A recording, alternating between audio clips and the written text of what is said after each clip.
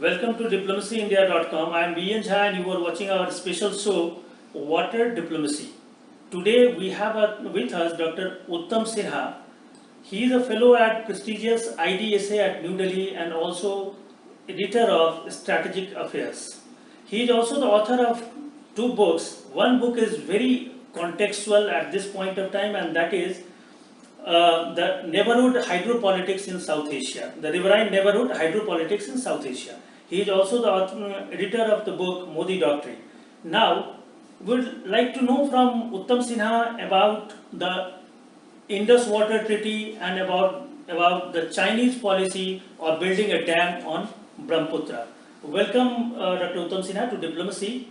The first thing our viewer would like to know from you that PM Modi said that water and blood cannot flow together.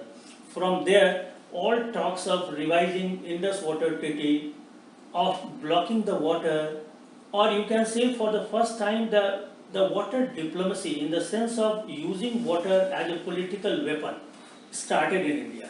Our viewers would like to know from you what are the credible alternatives and options available to India's foreign policy on Indus Water Treaty. Well, the Prime Minister made a very important statement about blood and water not flowing together, which also means that violence and the issues of water need to be dealt separately, in a very separate manner. The Indus Waters Treaty is an important treaty signed in 1960. It is regarded as a partitioning treaty. Some would say that it is sort of a divorce settlement between India and Pakistan.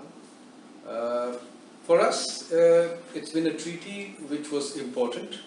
A lot of people would regard this treaty as being successful, and in many sense it has been successful.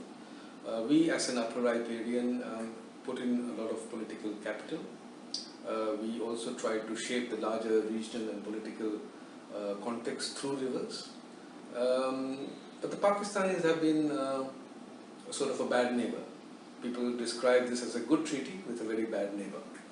And that poses a lot of challenge to India in terms of seeking alternatives, seeking in terms of using the treaty as a leverage or as a bargaining tool. However, we each time come to a conclusion that there are 3 to 4 possible options on the Indus Waters Treaty, and each requires a certain cost-benefit analysis.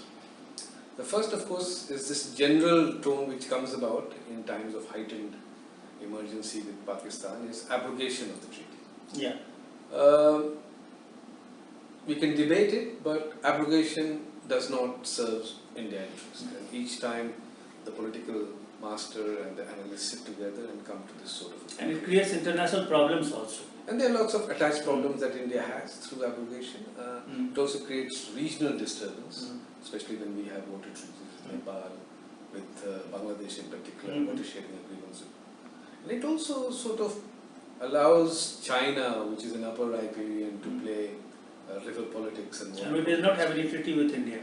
Which has no treaty with any country. Any country for that matter. So abrogation is talked about, but the conclusion is that it does not serve our interest.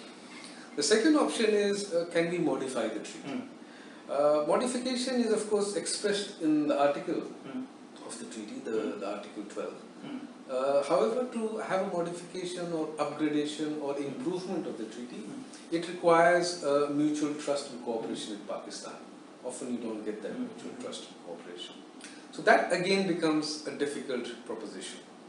The third aspect would then be that has India done enough on the Indus Water Treaty that the treaty tells India to do? And I think this is an area where India needs to concentrate. Okay. The provisions are clearly specified for India to develop the waters, to build storage capacities, to produce hydroelectricity, to irrigate the lands, to make Kashmir prosperous and developed. So drawing more water from the Indus system. From the Indus system, which are the 3 western rivers and the 3 eastern rivers. We have not done well in terms but of on hydropower and Kishan Ganga or Tulbul, they went to the International Court of arbitration. So Pakistan is a lower riparian. It has found a way to delay various projects in Jammu and Kashmir, and there is a larger political objective to do this, the more projects you delay in Kashmir, the more would be the turmoil and turbulence in the people. So I think there is a deliberate ploy which Pakistan has found a way through neutral experts and third-party intervention.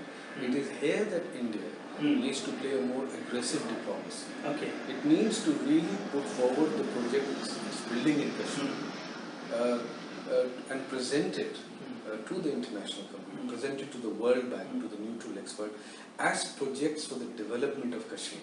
And I think that line would be a strong line to push a lot of these development plans, which the Pakistanis are trying to stall. So you are trying to tell us that if India wants to use it as a coercive diplomacy, as a weapon of diplomacy, coercive diplomacy, we'll have to take slightly another route, rather going very belligerent or aggressive or very loudmouth on Indus treaty. We must go through some narrative we add related to Kashmir or something else, or the use of Indus water itself. So that is your biggest leverage. If you follow the provisions of the treaty, build your infrastructure, build your storage capacity, that is your biggest leverage. Abrogation is not a leverage. Okay, so the PM Modi, when he said that blood and water cannot flow together, basically he was trying to put such kind of narrative into play, diplomatic offensive. That water needs to be approached differently, and violence needs to be, or terrorism needs to be approached differently. Okay, now Dr. Sinha, it brings me to another question, and that is the question of Brahmaputra, the water of Brahmaputra, or as Chinese say, Jabong River. Now there were media reports and several and the debate kept on going that China was trying to divert the tributary, one of the tributaries to Brahmaputra, that wanted to divert Brahmaputra itself, building several dams on Brahmaputra. Now it might lead to the extinction or the parched land of northeast in India. So what do you say about, what is the exact situation on that? Well, obviously there are a lot of misperception and misinformation on the Brahmaputra that we have, and often the media tends to present it very negatively, and that is not the correct picture. I think we should be very careful here on the Brahmaputra. It's a mighty river. We should talk with facts and figures. China is a supreme upper riparian country. It has no water treaties, it has no water sharing treaties with many of its riparian countries. However, we are a lower riparian with China, and therefore we need to approach China very differently.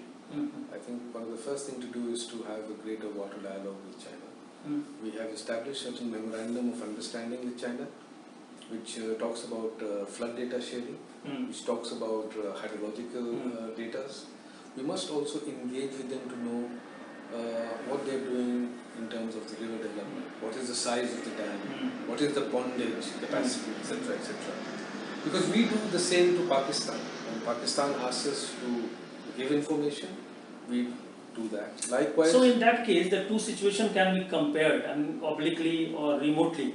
That if we say something very aggressive, bellicose on Pakistan Indus water treaty, sometimes China might ask that what treaty, what water sharing you are talking of. You are already trying to do it with Pakistan. Why are you asking us? Yeah, but however, what we can do is, like Pakistan raises concerns, sometimes wrong concerns, what we can do is raise genuine concerns with China. Because we have concerns on the Brahmaputra as much as we have responsibility to our other lower rights. So is it really an alarming thing on as far as Brahmaputra is concerned, or rather it's a kind of, you can say again, a kind of diplomatic narrative? It's not alarming, because much of the water that we receive in the Brahmaputra is on our side of the territory. However, since dams are being built, we do need information in terms of flood water release, because that can be of a great consequence for us. It is not the dearth of water that will matter, it is the extra release of water that will be a concern for us. Okay, so thank you very much, Dr. Sinha. Thank you very much for being with diplomacyindia.com. This is VN Jha with Amay Sathe at IDSA, New Delhi.